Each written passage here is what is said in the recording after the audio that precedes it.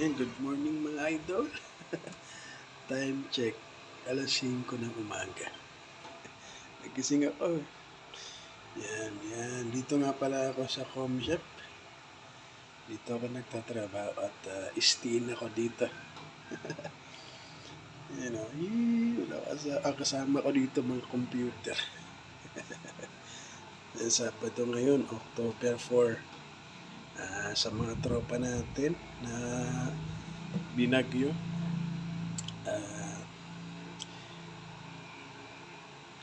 ako ay nalulungkot sa mga nangyayari kasi noong nakaraan lindol, ngayon naman bagyo. Sa mga sinalanta ng bagyo, pakatatag lang kayo dahil nangyayari talaga yun sa atin na daanan tayo ng bagyo. Lalo na ngayon December, lalo magdi-December mga idol ay maraming bagyo. Good morning mga Oragon.